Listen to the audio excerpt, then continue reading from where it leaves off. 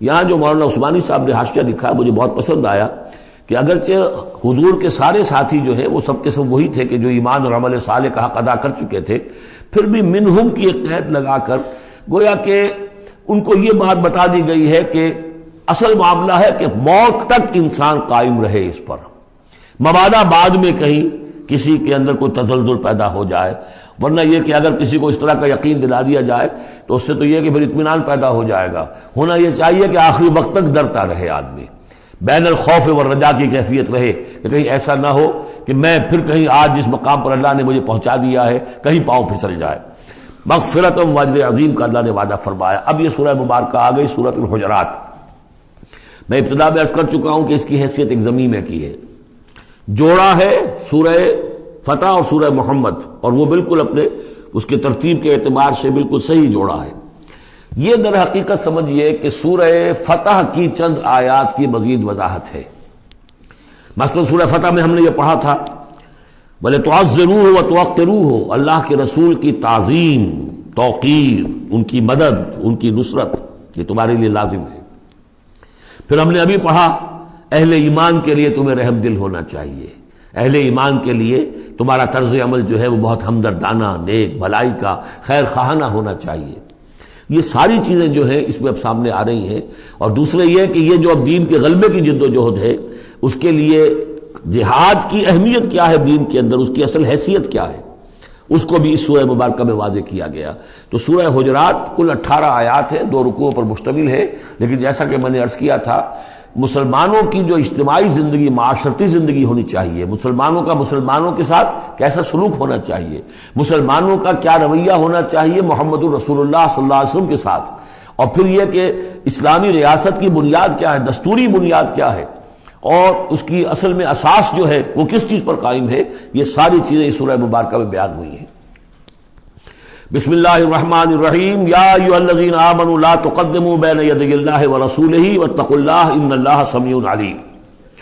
اہل ایمان مت آگے بڑھو اللہ اور اس کے رسول سے، اور اللہ کا تقوی اختیار کرو، اللہ سب کچھ سننے والا ہے، سب کچھ جاننے والا ہے۔ یہ پہلی آیت جو ہے یہ گویا کہ ہر اسلامی ریاست کی دفعہ نمبر 1 ہے، یا ہم یہ کہہ سکتے ہیں دفعہ نمبر 1 تو یہ ہو کہ یہاں حاکمیت اللہ کی ہے، لیکن حاکمیت اللہ کی کیسے یہاں پر ہوگی؟ تنفیذ یہ ہے کہ اللہ اور اس کے رسول نے جو حدود قائم کر دی ان سے تجاوز نہیں ہوگا۔ چنانچہ یہ دفعہ ہمارے ہر دستور میں موجود رہی ہے، no legislation will be done repugnant to the Quran and the Sunnah, یہ موجود ہے، لیکن ایک ہاتھ سے یہ دفعہ یعنی اسلام ڈال کر اور دوسرے ہاتھ سے نکال لیا گیا۔ ایک آئیڈیولوجیکل کونسل بنا دی گئی ہے، وہ غور کرتی رہے گی، کوئی قانون کوئی خلاف ہے اگر اسلام کے تو وہ رپورٹ پیش کرتی رہے گی، سال بسال رپورٹیں آتی رہیں گی۔ کوئی لازم نہیں ہے دستور کی روح سے کہ ان کی دی ہوئی رپورٹ پر عمل بھی ہوگا، لہذا وہ الماریوں پر الماریاں بھرتی رہیں۔ کام ہوا ہے، محنتیں ہوئی ہیں، کوششیں ہوئی ہیں، ان میں ایک بڑی اچھی محنت ہوئی تھی جو اقتصادیات کے بارے میں ہوئی تھی کہ سود کے بغیر کیسی بینکنگ کا نظام قائم کیا جائے، اس میں بڑی محنت ہوئی ہے، لیکن دستور میں کوئی گارنٹی نہیں ہے کہ اس آئیڈیولوجیکل کونسل کی کوئی سفارشات لازماً وہ ان کی تنفیذ بھی ہوگی۔ تو معلوم ہوا کہ وہ بس ایک ایکسرسائز ان فیوٹیلٹی ہے اکثر و بیشتر۔ تو فرمایا پہلی بات تو یہ طے کر لو کہ اللہ کا حکم اور اس کے رسول کا حکم، کتاب اور سنت، no legislation can be done here repugnant to the book of Allah Quran and the Sunnah of the profit صلی اللہ علیہ وسلم۔ یہ ہے اصل الاصول، یہ ہے دفعہ، کہ اس دفعہ سے اب یہ ریاست اسلامی بن گئی کہ جو بھی لیجسلیٹو باڈی آپ بنائیں، اسے آپ پارلیمنٹ کہیں، اسے مجلس ملی کہیں، اسے آپ کانگریس جو چاہیں کہیں، اس کی لیجسلیٹو اتھارٹی جو ہے وہ لمیٹڈ ہے، limited by the injunctions of the Quran and the Sunnah. اس دائرے کے اندر اندر وہ قانون سازی کر سکتے ہیں، اس لیے کہ اس دائرے کے اندر اندر جو کچھ ہے وہ مباح ہے، اور مباح کے اندر آپ اکثریت کے ساتھ فیصلہ کر لیجئے۔ کسی دعوت میں آپ کر رہے ہیں، مہمان بلا رہے ہیں، اس میں مشروب کون سا سرو کیا جائے، اس میں روح افزا شربت پلایا جائے یا کوئی 7 اپ پلایا جائے یا کیا کیا جائے، اب اس کو آپ وہ بھی مباح ہے وہ بھی مباح ہے، اب کثرت رائے سے فیصلہ کر لیجیے۔ لیکن کثرت رائے کیا 100% رائے بھی اللہ کے کسی حکم میں ترمیم نہیں کر سکتی، وہ تو دائرہ ہے، اس دائرے کے اندر اندر رہنا ہے، جس کو کہ ایک حدیث سے حضور نے بہت عمدگی سے واضح کیا ہے۔ آپ نے فرمایا مثل المومن کمثل الفرس فی عقیتہ، مومن کی مثال ایسی ہے جیسے کہ گھوڑا جو بندھا ہوا ہے کھوٹے کے ساتھ۔ ظاہر بات ہے مومن میں جو اللہ کو مانتا ہے تو اللہ کے حکم سے بندھ گیا، رسول کو مانتا ہے رسول کے فرمان سے بندھ گیا، قرآن کو مانتا تو قرآن کے احکام سے بن گیا. تو ایک آدمی وہ ہے مادر پدر آزاد ہے، نہ اللہ کو جانے نہ رسول کو جانے نہ کسی آسمانی ہدایت کو مانے، وہ جو چاہے قانون بنائے. وہ سوڈمی کو بھی جائز قرار دے دیں، ہومو سیکسولیٹی کو بھی جائز قرار دے دیں، دو مردوں کی شادی کو جائز قرار دے دیں، لیگل سٹیٹس دے دیں، ان کی مرضی ہے جو چاہے کریں. لیکن مسلمان تو پابند ہوتا ہے. تو پہلی یہ آیت جو ہے انتہائی اہم ہے، اور گویا کہ اس کی ترجمانی ہے جو پاکستان کے دستور میں وہ الفاظ لکھے ہوئے ہیں، No legislation can be done here repugnant to the Quran and Sunnah. یا ایھا الذین آمنوا لا تقدموا بین یدی اللہ ورسولہ واتقوا اللہ ان اللہ سمیع علیم. اس کے بعد جو آ رہی ہیں 4 آیتیں، یہ خاص طور پر حضور کے ساتھ کیا طرز عمل ہونا چاہیے. دستوری بنیاد اسلامی ریاست کی یہ آ گئی، اللہ اور اس کے رسول کے احکام کی اطاعت. لیکن ایک ہماری ثقافت، ہماری تہذیب، ہمارے کلچر کی ایک بنیاد ہے، اور وہ بنیاد کیا ہے؟ حضور کی تعظیم، حضور سے محبت، حضور کے نقش قدم کی پیروی، آپ کے سرتابی نہ کرنا، آپ کے آواز کے مقابلے میں اپنی آواز بلند نہ کرنا. اب یہ آ رہا ہے، یہ ہے وہ توقروہ و تعزروہ، یہ گویا کہ اس کی شرح ہے. یا ایھا الذین آمنوا لا ترفعوا اصواتکم فوق صوت النبی، اہل ایمان اپنی آواز کبھی بلند نہ کرنا نبی کی آواز پر. ولا تجهروا له بالقول كجهر بعضكم لبعض، اور جس طرح تم آپس میں بلند آواز سے ایک دوسرے سے بات کر لیتے ہو، ایسی حرکت کوئی نبی کے ساتھ نہ کر بیٹھنا. ان تحبط اعمالکم، مبادا تمہارے سارے اعمال حبط ہو جائیں. تم سمجھو گے میں نے کوئی گناہ کبیرہ تو نہیں کیا ہے، میں نے چوری نہیں کی، ڈاکہ نہیں ڈالا، زنا نہیں کیا، کچھ نہیں کیا، لیکن نہیں، گستاخانہ طرز عمل نبی کی شان میں یہ تمہارے سارے کاموں کو حبط کر دے گا، اکارت کر دے گا. وانتم لا تشعرون، تمہیں پتہ بھی نہیں چلے گا. ان الذين يغضون اصواتهم عند رسول الله اولئك الذين امتحن الله قلوبهم للتقوى. ایک چیز کو ایک منفی انداز میں بھی کہا، اب یہ کہ مثبت انداز میں، شاباش دینے کے انداز میں. بے شک وہ لوگ جو اپنی آوازیں پست رکھتے ہیں رسول اللہ کے سامنے، یہی وہ لوگ ہیں کہ جن کے دلوں کو اللہ نے چن لیا ہے، امتحان کر کے، جانچ پرکھ کر چن لیا ہے، اختیار کر لیا ہے تقویٰ کے لیے. اب ان کے دلوں میں اللہ تعالیٰ تقویٰ زیادہ سے زیادہ پیدا کر دے گا. لہم مغفرۃ واجر عظیم، ان کے لیے مغفرت ہے اور بہت بڑا اجر ہے. ان الذین ینادونک من وراء الحجرات اکثرهم لا یعقلون. یہ بھی ایک سوء ادب تھا، اور یہ ویسے بھی عام معاشرت کے اعتبار سے بھی سوء ادب ہے.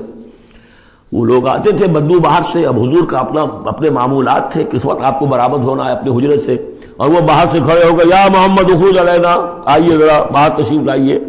فرمایا ان الذین ینادونک من وراء الحجرات، بے شک وہ لوگ جو آپ کو پکارتے ہیں دیواروں کے پیچھے سے، حجرات کے باہر سے، اکثرهم لا یعقلون، ان میں سے اکثر وہ ہے جو عقل نہیں رکھتے. ولو انہم صبروا، اگر وہ صبر کرتے حتی تخرج الیہم، کہ آپ خود برآمد ہوتے اپنی حجرے سے، تشریف لاتے باہر، لکان خیرا لہم، یہ ان کے حق میں بہت بہتر تھا. واللہ غفور الرحیم، اللہ غفور اور رحیم ہے. یہ انہوں نے جان بوجھ کے گستاخی نہیں کی، یہ صرف بدو ہوتے تھے، اور ظاہر بات ہے وہ مہذب لوگ نہیں تھے. اس حوالے سے ان کے ہاں جو بھی تھا، اور عرب کا بدو وہ تو یوں سمجھیے کہ بہت ہی زیادہ ان آداب وغیرہ سے بہت ناواقف، بہت دور. تو اس لیے انہوں نے کہا کہ اگرچہ انہوں نے کی ہے یہ زیادتی، لیکن اللہ غفور ہے اور رحیم ہے، بخشنے والا ہے، آئندہ اس کا اعادہ نہ ہو. اس کے بعد 8 احکام آ رہے ہیں مسلمان معاشرے کو مضبوط اور مربوط رکھنے کے لیے. اس لیے کہ اقامت دین کی جد و جہد، غلبہ دین کی جد و جہد، اگر یہ جماعت مضبوط نہیں ہے، مستحکم نہیں ہے، مربوط نہیں ہے، تو ظاہر بات ہے جد و جہد کمزور ہوگی. اور اس کے اندر رکھنے کہاں سے پیدا ہو سکتے ہیں؟ 2 بڑے حکم اور 6 چھوٹے حکم. ویسے وہ چھوٹے کس وجہ سے کہہ رہا ہوں وہ بھی میں آپ سے عرض کر دوں گا، اس لیے کہ وہ ایک آیت میں 3 جمع کیے، اور یہاں پہلے جو 2 بڑے حکم آ رہے ہیں ان کے لیے مستقل آیات نازل ہوئی.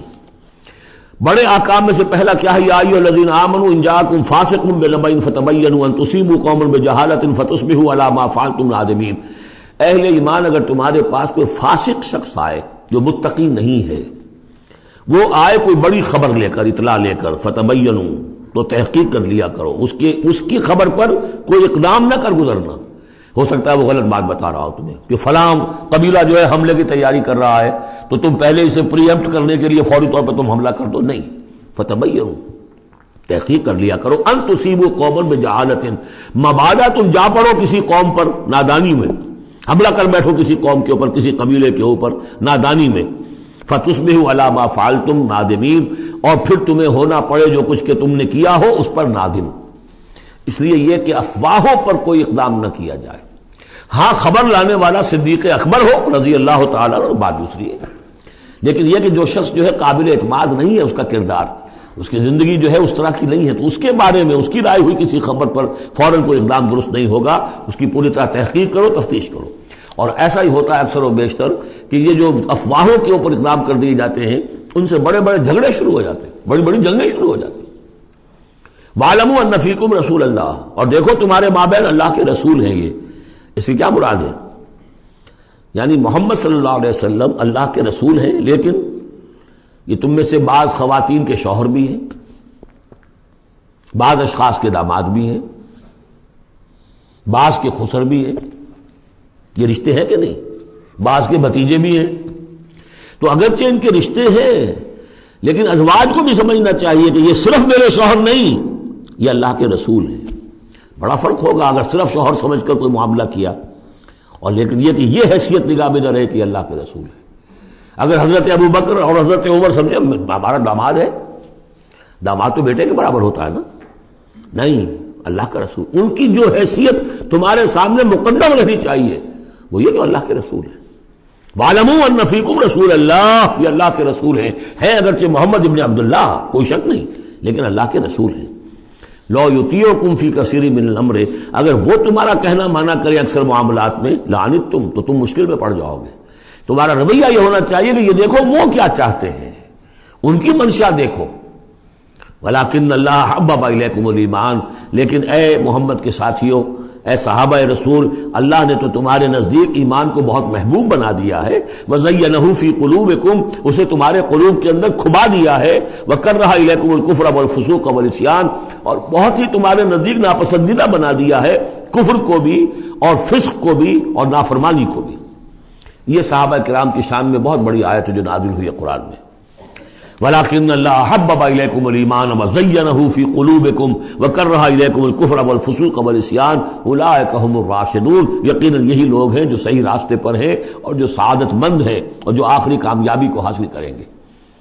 فضلا من اللہ ونعما، اور یہ فضل ہے اللہ کی طرف سے، انعام ہے اس کا، احسان ہے. واللہ علیم الحکیم، اللہ سب کچھ سننے والا، اللہ ہر چیز کا علم رکھنے والا اور کمال حکمت والا ہے.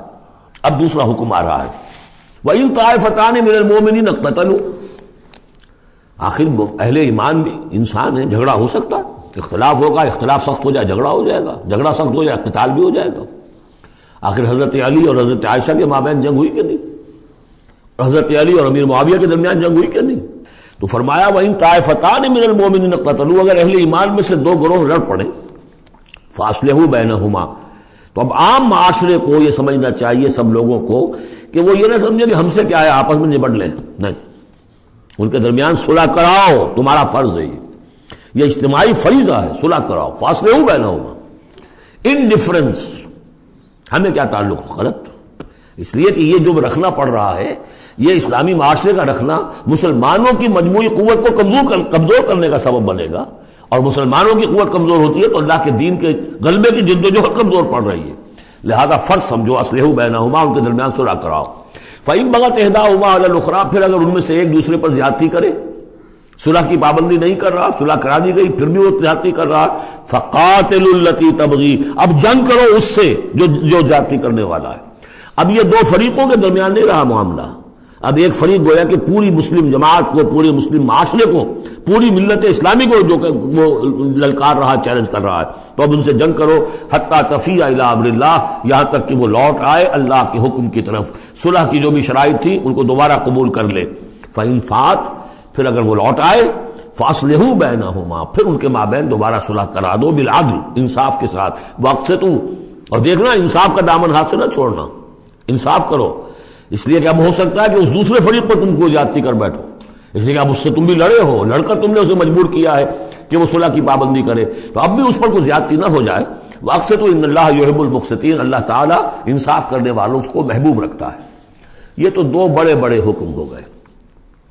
اب ایک آیت میں 3 حکم اور دوسری میں پھر 3 حکم. یہ چھوٹے چھوٹے انفرادی سطح کے اوپر یا برادریوں کی سطح کے اوپر یا جماعتوں کے اندر جس طرح کی بڑے بڑے چیزیں پیدا ہو جاتی ہیں، بعض چیزیں معمولی نظر آتی ہیں لیکن اس سے دلوں کے اندر زخم پڑ جاتے ہیں. انما المؤمنون اخوۃ فاصلحوا بین اخویکم، یہ تو اسی کے ساتھ آ گئی. یقیناً تمام اہل ایمان جو ہے وہ آپس میں بھائی بھائی ہیں، بس اپنے دو بھائیوں کے درمیان صلح کرا دیا کرو. واتقوا اللہ، اللہ کا تقوی اختیار کرو. لعلکم ترحمون، تاکہ تم پر رحم کیا جائے. اب وہ آ رہی ہیں دو آیتیں. یا ایھا الذین آمنوا لا یسخر قوم من قوم عسى ان یکونوا خیرا منهم ولا نساء من نساء عسى ان یکن خیرا منهن. اہل ایمان تم میں سے کوئی گروہ دوسرے گروہ کا مذاق نہ اڑائے، تمسخر نہ کرے. ہو سکتا ہے کہ وہ ان سے بہتر ہوں. جن کا تم مذاق اڑا رہے ہو، کسی ایک برائی کو دیکھا ہے تم نے، کسی ایک عیب کو دیکھا ہے، اس کی ناک چھوٹی ہے، اس کا کان چھوٹا ہے، اس کا فلاں یہ ہے، اس کا یہ ہے، تو تم نے تو کوئی عیب دیکھا ہے ظاہری، ہو سکتا ہے دل میں اس کے تقویٰ تم سے 10 گنا زیادہ ہو، اللہ کی محبت، اللہ کے رسول کی محبت تم سے 1000 گنا زیادہ ہو. تو تمہیں کیا پتا، تم نے تو ایک چیز دیکھی ہے. اسی طرح عورتیں دوسری عورتوں کا مذاق نہ اڑائیں. عسیٰ ان یکن خیرا منہن، ہو سکتا ہے کہ وہ جن کا مذاق اڑایا جا رہا ہے وہ اللہ کی نگاہوں میں بہتر ہو ان سے جو مذاق اڑا رہی ہیں. ایک حکم تو ہو گیا تمسخر نہ ہو. ولا تلمزوا انفسکم، اپنے آپ کو عیب نہ لگاؤ. اپنے آپ کو عیب لگانا یعنی اپنے بھائیوں پر عیب نہ لگاؤ. آخر وہ تمہاری ہی اس ملت کا فرد ہے، امت کا فرد ہے، تو اس کو عیب لگا تو تمہیں عیب لگا. اس لیے فرمایا بہت ہی بلیغ الفاظ ہے، ولا تلمزوا انفسکم ولا تنابزوا بالالقاب، اور لوگوں کے چڑانے والے نام نہ رکھ لیا کرو. کسی جماعت کا نام کچھ اور ہے، اس کو چڑانے کے لیے نام کچھ اور رکھ لیا گیا ہے، یا اور کسی فرد کے لیے، کسی گروہ کے لیے. تو یہ جو ہے ایک دوسرے کے اوپر اس طریقے سے ڈال دینا اور نام ان کے اوپر کہ جو ان کو پسندیدہ نہیں ہے، یہ 3 کام ہو گئے ایک آیت میں روکا گیا. اس کی وجہ سے اکثر ایسا ہوتا ہے، کبھی ایک دوست آپ ایک خاص قسم کا مذاق اس سے کر رہے ہیں یا کسی لفظ سے اس کو چھیڑتے ہیں، 100 دفعہ وہ سن لیتا ہے، کوئی اثر نہیں ہوتا. کسی وقت کوئی عجیب کیفیت ہوتی ہے اس کی کہ اس کے دل میں جا کر زخم کی طرح لگ جاتا ہے، اور پھر وہ دل کا رشتہ ٹوٹ جاتا ہے، اور ایک ایسی جو ہے اس کے اندر گرہ پڑ جاتی ہے، پھر کھولے نہیں کھل سکتی. لہذا محتاط رہو. بئس الاسم الفسوق بعد الایمان، ایمان کے بعد تو برائی کا نام بھی برا ہے. کیوں ان چیزوں میں جا رہے ہو؟ تمہیں تو ایمان کو سمجھنا چاہیے کہ اللہ نے تمہیں اتنی بڑی فضیلت دی ہے، تو ان گندگیوں کی طرف جو ہے تم متوجہ ہی نہ ہو. وَمَن لَّمْ يَتُوبْ فَأُولَٰئِكَ هُمُ الظَّالِمُونَ، اور جو باز نہیں آئیں گے تو وہی ہے کہ جو ظالم ہے اللہ کی نگاہ میں. تو ترغیب بھی ہے، تشویق بھی ہے، سمجھانے کا انداز بھی ہے، اور ڈانٹ ڈپٹ بھی ہے. باز نہیں آؤ گے تو اللہ کی نگاہ میں پھر تم ظالم ہو. اگلی آیت میں پھر 3 چیزیں. وہ پہلی 3 چیزیں رو در رو ہوتی ہیں آمنے سامنے، اور یہ 3 چیزیں وہ ہیں جو غیب میں ہوتی ہیں، پیٹھ پیچھے ہوتی ہیں. یا ایھا الذین آمنوا اجتنبوا کثیرا من الظن ان بعض الظن اسم. اہل ایمان زیادہ ظن کرنے سے بچو. خام خواہ گمان بٹھا لینا کسی کے بارے میں، جب تک کہ کوئی بات ظاہر نہ ہو جائے، کسی کی طرف سے کوئی روش یا رویہ یا کوئی اقدام جو ہے واضح طور پر سامنے نہ آ جائے، اپنے دل میں خام خواہ کوئی اس کے بارے میں جس کو ہم کہتے ہیں سوء ظن پیدا کر لینا. ان بعض الظن اسم، بعض ظن جو ہے وہ تو گناہ کے درجے تک پہنچ جائیں گے، اس لیے کہ تم نے اپنے دل میں بات بٹھا لی ہے، حالانکہ اس میں وہ شے ہے ہی نہیں. لہذا یہ تمہاری طرف سے گویا کہ ایک تہمت ہو رہی ہے اس کے اوپر، قلبی طور پر تو تہمت ہو گئی. ولا تجسسوا، اور دوسری بات یہ ہے کہ ایک دوسرے کے حالات کی ٹوہ میں نہ رہو. بہرحال اسلامی ریاست ہوگی تو جاسوسی کا ایک محکمہ بھی ہوگا، وہ تو اپنی جگہ پر ہے، لیکن افراد کی سطح پر خام خواہ فلاں اس گھر میں کیا ہو رہا ہے، کیوں ہو رہا ہے، یہ دونوں بھائیوں کے معاملات کیا ہیں، کیا وجہ ہے، لڑائی کیوں نہیں ہوتی ان میں. کچھ لوگوں کی ہوتی ہے، تلاش میں رہتے ہیں ایسی چیزوں کی. ولا تجسسوا، تجسس مت کرو. ولا یغتب بعضکم بعضا، اور تم میں سے کوئی دوسرے کی غیبت نہ کرے، کسی کے پیٹھ پیچھے غیر موجودگی میں اس کی کوئی برائی نہ بیان کرے، چاہے وہ برائی بالفعل اس میں ہو. حضور سے پوچھا گیا کہ حضور اگر وہ برائی اس میں ہو، آپ نے فرمایا تبھی تو غیبت ہے. اگر برائی ہے نہیں تو تہمت ہو گئی، وہ تو غیبت سے دوہرا جرم ہو گیا. لیکن یہی ہے کہ کسی مسلمان بھائی کی غیر موجودگی میں اس کی کوئی برائی بیان نہ کی جائے. اَیُحِبُّ أَحَدُکُمْ أَن یأکل لحم أخیہ میتا، کیا تم میں سے کوئی شخص اسے پسند کرے گا کہ وہ اپنے کسی مردہ بھائی کا گوشت کھائے؟ فَکَرِہْتُمُوہ، یہ تو تمہیں بہت برا لگا، بہت گھن آیا. یہ کیا بات کہہ دی اللہ تعالیٰ نے؟ کوئی شخص چاہے گا یہ کہ اپنے مردہ بھائی کا گوشت کھائے؟ لیکن یہ اخلاقی سطح پر یہی کام تم کرتے ہو. غیبت جو ہے اخلاقی سطح پر یہی ہے. کیوں کہ جو شخص موجود نہیں ہے آپ اس کی عزت پر حملہ کر رہے ہیں. اگر وہ موجود ہوتا اپنا دفاع کرتا، لیکن موجود نہیں، دفاع نہیں کر سکتا، وضاحت کرتا. آپ کو غلط بات سمجھ میں آئی، آپ نے ٹھیک نہیں سمجھا ہے، آپ کو اطلاع صحیح نہیں ملی ہے، آپ 100 طرح سے اپنی حفاظت کرتا اپنی عزت کی. اور چونکہ موجود نہیں ہے، آپ نے جیسے مردہ بھائی کی لاش پڑی ہے، جدھر سے چاہو موٹی جو ہے کاٹ لو، لیکن اگر وہ زندہ ہو تو تمہیں قریب آنے دے گا. یہی ہے مثال. ایحب احدکم ان یاکل لحم اخیہ میتا فکرہتموہ فاتقوا اللہ ان اللہ تواب الرحیم. اور اللہ کا تقوی اختیار کرو، اللہ تواب ہے، توبہ کا بہت قبول فرمانے والا، اور رحیم ہے، بہت رحم فرمانے والا. تیسرا حصہ اس سورہ مبارکہ کا جو آ رہا ہے یہ عظیم ترین مضامین پر مشتمل ہے. ابھی تک معاملہ سارا یا ایھا الذین آمنوا یا ایھا الذین آمنوا یا ایھا الذین آمنوا، آپ نے دیکھا یہ یوں سمجھیے کہ 12 آیات میں 5 مرتبہ یا ایھا الذین آمنوا آ چکا ہے. اور ہم نے دیکھا مکی صورتیں اتنی لمبی جو ہے یا ایھا الذین آمنوا کا صیغہ وہاں ہے ہی نہیں، لیکن یہ آیت آ رہی ہے یا ایھا الناس، اے لوگو انا خلقناکم من ذکر و انثیٰ، اے لوگو ہم نے تمہیں پیدا کیا ہے، تم سب کو، چاہے مومن ہو چاہے غیر مومن ہو، چاہے مسلمان ہو چاہے کافر ہو، تم سب کو ہم نے پیدا کیا ہے من ذکر و انثیٰ، ایک مرد اور ایک عورت سے. حضرت آدم اور حوا کی اولاد ہو تم. وجعلناکم شعوبا وقبائل لتعارفوا، اور ہم نے تمہیں بنا دیا ہے، قوموں میں تقسیم کر دیا اور قبیلوں میں، تاکہ ایک دوسرے کو پہچانو. یہ رنگ کا فرق، نسل کا فرق، اور یہ شکل و شبہات کا فرق، یہ جو بھی انسان کے نقوش ہیں ان کا فرق، زبانوں کا فرق، یہ قوموں اور قبیلوں میں جو فرق اور امتیاز انہوں نے ڈالا ہے تاکہ پہچان سکو. سارے انسان ایک ہی رنگ کے، ایک ہی شکل و صورت کے، ایک ہی معلوم ہوتا کہ سانچہ ہے فیکٹری کا، اسی میں سے سب بنے چلے آ رہے ہیں، ایک ہی زبان بولتے تو پہچانتے کیسے ایک دوسرے کو؟ یہ سارا ہے صرف پہچان کے لیے. یہ نہیں ہے کہ فلاں نسل اعلیٰ ہے، فلاں گھٹیا ہے، فلاں اونچی ہے، فلاں نیچی ہے. جیسا کہ آپ نے خطبہ دیا تھا جو آخری خطبہ ہے حجۃ الوداع کا، لا فضل لعربی علی عجمی ولا لعجمی علی عربی ولا لاحمر علی اسود ولا لاسود علی احمر الا بالتقوی.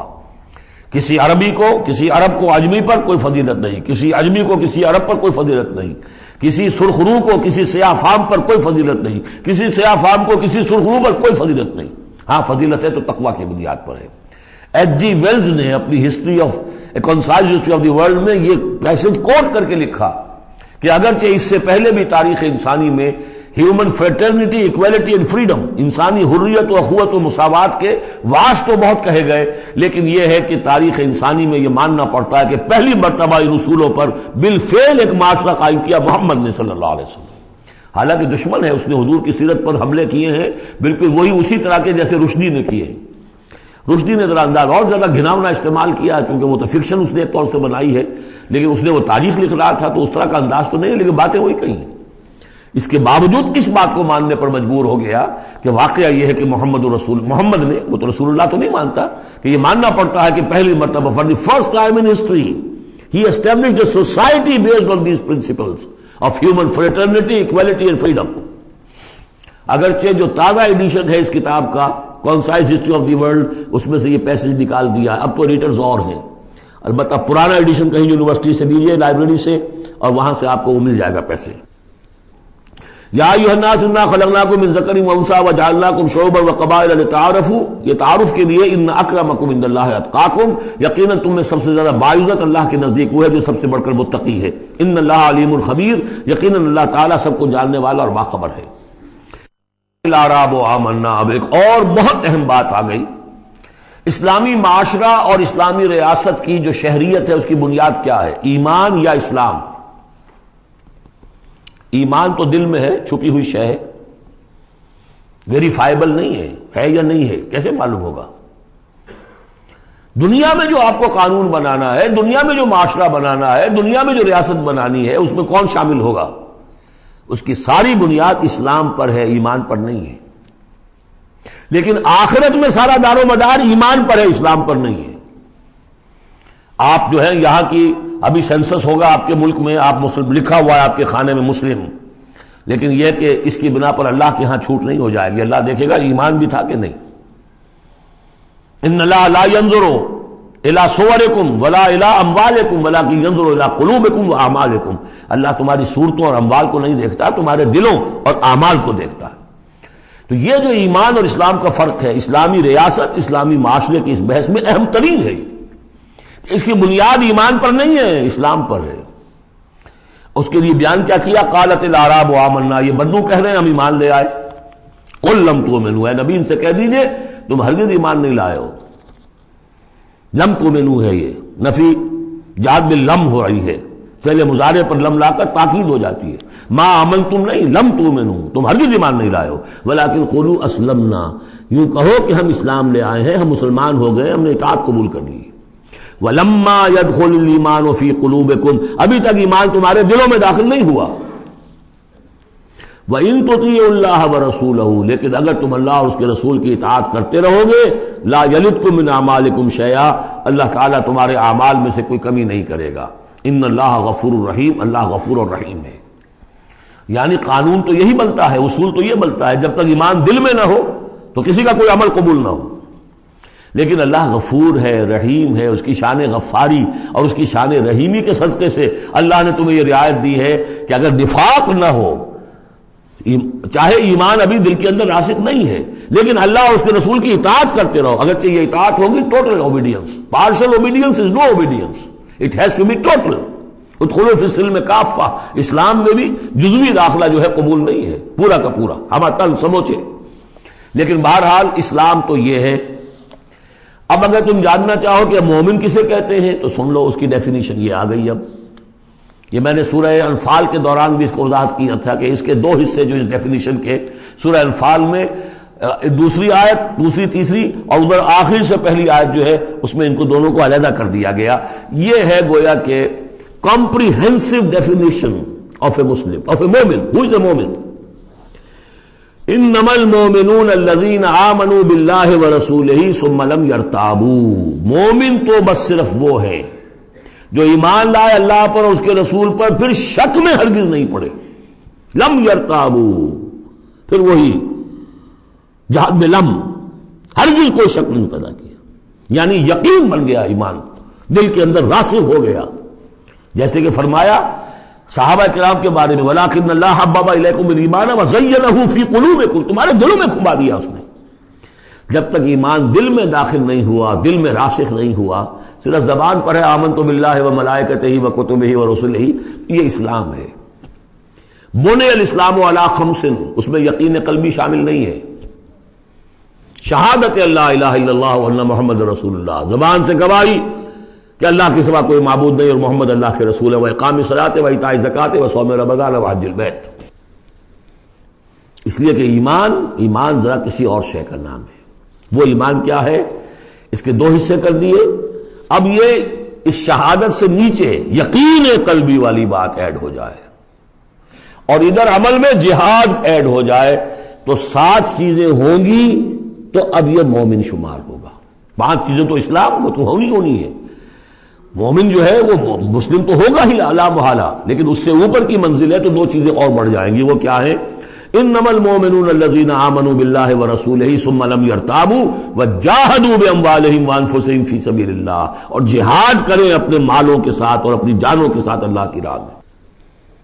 اولئک هم الصادقون، یہ لوگ ہیں جو سچے ہیں، دعوی ایمان میں سچے ہیں. کہنا آسان ہے آمنت باللہ وملائکتہ وکتبہ، لیکن واقعتاً ایمان ہے یا نہیں اس کا جائزہ لے لو. جیسا کہ میں نے عرض کیا، باطل کے نظام کے تحت زندگی گزارتے ہوئے اگر اس کو ذہناً قبول کیا ہوا ہے، اس کی چاکری کر رہے ہیں، اسی کی خدمت کر رہے ہیں اور اپنی توانائیاں صرف کر رہے ہیں اسی نظام کے تحت پھلنے اور پھیلنے اور پھولنے میں، زیادہ کمائیں، زیادہ بڑے گھر میں رہیں، زیادہ شاندار محل ہو، زیادہ ہماری کار لمبی ہو، ہمارا یہ ہو، ہمارا وہ ہو، سارا دن رات اور سارا خون پسینہ اسی کام کے لیے ہوا، وہ مومن نہیں ہو سکتا. غلبہ باطل کے تحت انڈر پروٹیسٹ رہنا پڑے گا. ایسے رہنا ہوگا جیسے کہ جیل میں انسان رہتا ہے. الدنیا سجن المومن و جنت الکافر. اور یہ کہ اپنی توانائی میں سے منیمم سبسسٹنس لیول پر جو آپ کے وجود کو برقرار رکھنے کے لیے ناگزیر ہو، اس حد تک تو اپنے وقت اور توانائی اور اپنی قوت اور صلاحیت میں لگائیں آپ اپنے اور اپنے اہل و عیال کی ضروریات پوری کرنے کے لیے. باقی سارا وقت، ساری صلاحیت، ساری قوت اللہ کے دین کو غالب کرنے کی جد و جہد، نظام باطل کو جڑ سے اکھیڑ کر پھینک کر اور اللہ کے دین کو قائم کرنے کی جد و جہد. اگر یہ نہیں ہے، اگر یہ نہیں تو بابا پھر سب کہانیاں ہیں. پھر یہ اسلام کا دعویٰ ہے، اسلام تو ہے، مانے گے تم دنیا میں تم تو مسلمان عورت سے شادی کر سکتے ہو، مسلمان باپ کی وراثت تمہیں مل جائے گی، قانونی حقوق سارے تمہارے مسلمانوں کے ہوں گے، اسلامی ریاست میں تم مکمل شہری شمار ہو جاؤ گے، لیکن مومن شمار نہیں ہوگے اللہ کے ہاں۔ قالت الاعراب، یہ آیات تو ایسی ہیں کہ یہ یاد کر لیجئے آج کی رات۔ قالت الاعراب آمنا قل لم تؤمنوا ولكن قولوا اسلمنا، معلوم ہوا علیحدہ کر دیا ہے، بالکل واحد مقام ہے یہ قرآن مجید کا جس میں اسلام اور ایمان کو یوں کر دیا علیحدہ، کہ ایک گروہ ایسا بھی تھا جس کے بارے میں کہا گیا ایمان تمہارے دلوں میں تاحال داخل نہیں ہوا۔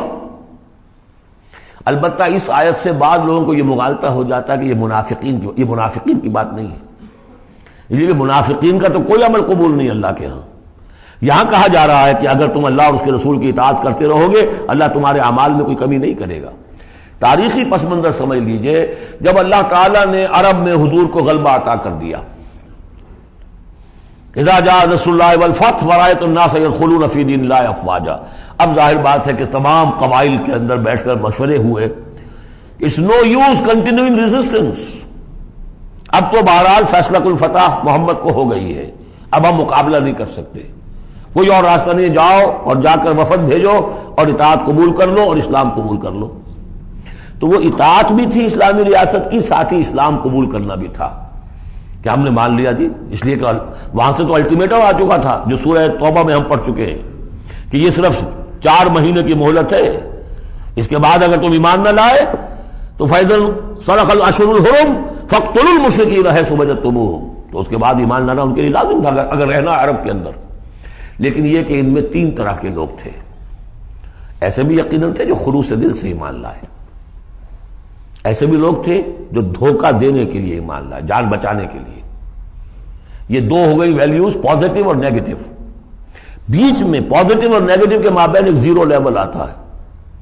زیرو لیول وہ تھا کہ دل میں نہ دھوکے کی نیت ہے نہ حقیقتاً ایمان دل میں پیدا ہوا ہے، لیکن اسلام لے آئے، ٹھیک ہے ہم تیار ہیں، وہ ہے جن کا ذکر کیا جا رہا ہے۔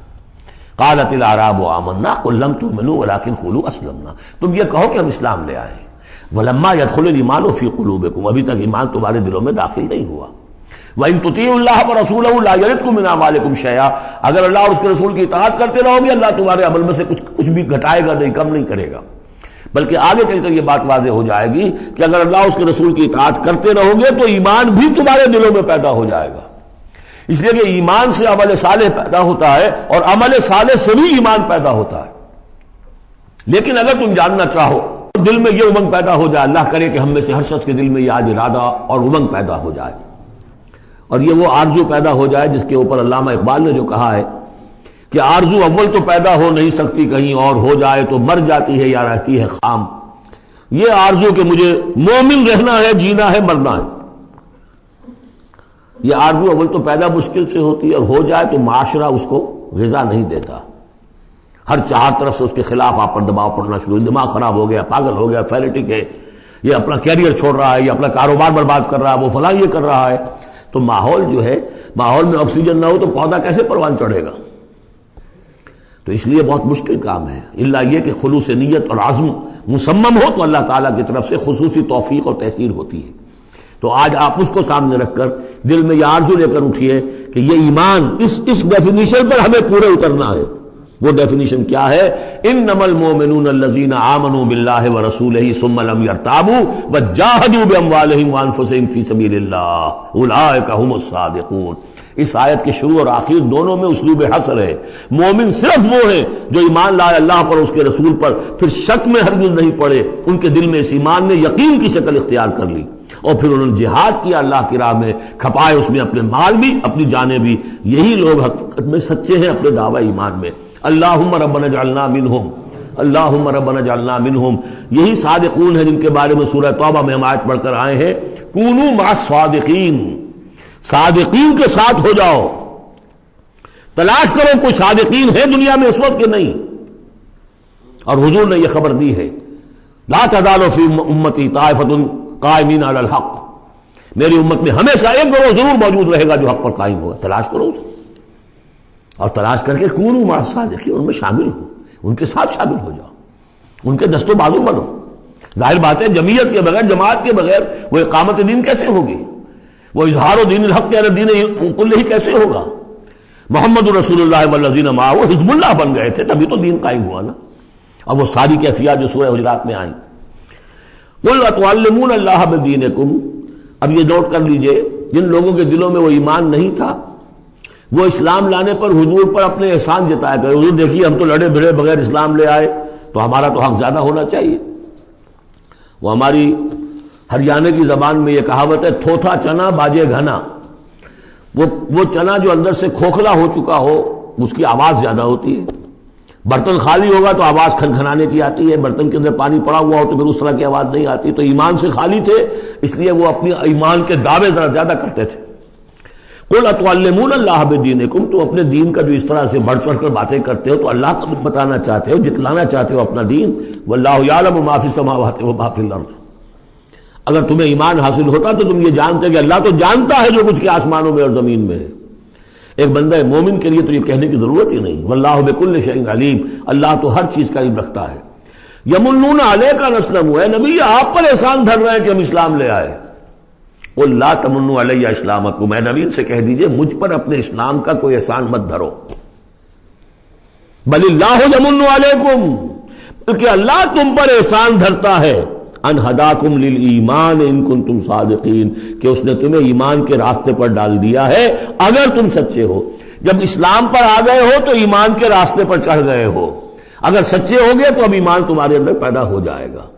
اطاعت رسول کرتے رہو گے، اطاعت اللہ الہی کرتے رہو گے، نمازیں پڑھو گے، روزے رکھو گے، زکوٰۃ دو گے خوش دلی کے ساتھ، تو ان اعمال کی بدولت ان کی نورانیت تمہارے قلوب کے اندر اترے گی اور اس سے تمہارے اندر ایمان پیدا ہو جائے گا. دیکھیے یہاں لفظ اسلام آیا تھا. پھر یمنون علیک ان اسلموا، یہ آپ پر احسان دھر رہے ہیں کہ وہ اسلام لے آئے. قل لا تمنوا علی اسلامکم، اے نبی کہہ دیجیے مجھ پر اپنے اسلام کا احسان مت دھرو. بل اللہ یمن علیکم، بلکہ یہ تو اللہ تم پر احسان دھر رہا ہے. ان ہداکم للایمان، کہ یہ جو تمہیں اسلام لانے کی توفیق دے دی اس نے، تو اس نے گویا کہ ایمان کی سڑک پر ڈال دیا، تمہیں اس راستے پر ڈال دیا ہے کہ جو ایمان تک لے جائے گی. ان کنتم صادقین، اگر تم اپنے اسلام میں صادق ہو. ہاں اسلام منافقانہ لائے ہو تو بات اور ہے. دل میں عداوت ہے، دشمنی ہے، صرف جان بچانے کے لیے اگر نیت یہی ہے تو پھر تو ظاہر بات ہے کہ نہ اسلام ہے اور نہ ایمان ہے. اگرچہ قانون اور پھر بھی مسلمان مانے جائیں گے. منافقین بھی آخری وقت تک مسلمان مانے گئے. منافقین جو ہے یہاں تک کہ رئیس المنافقین عبداللہ ابن ابی کی نماز جنازہ حضور نے پڑھائی ہے. یہ تو غزوہ تبوک کے بعد ہوا، پھر کہ منافقین کو ننگا بھی کیا گیا اور مسجد جو انہوں نے بنائی تھی مسجد ضرار وہ گرا بھی دی گئی. وہ سب کچھ ہوا بعد میں ہوا، پہلے نہیں. غزوہ تبوک تک کا معاملہ یہ تھا کہ پردہ پڑا ہوا تھا. بل اللہ یمن علیکم ان ہداکم للایمان ان کنتم صادقین ان اللہ یعلم غیب السماوات والارض، یقیناً اللہ تعالیٰ جانتا ہے آسمانوں اور زمین کی تمام چھپی ہوئی چیزیں. غائب اور غیب اللہ کے علم میں ہے. واللہ بصیر بما تعملون، اور جو کچھ تم کر رہے ہو اللہ اسے دیکھ رہا ہے. بارک اللہ لی ولکم فی القرآن العظیم ونفعنی وإیاکم بالآیات والذکر الحکیم.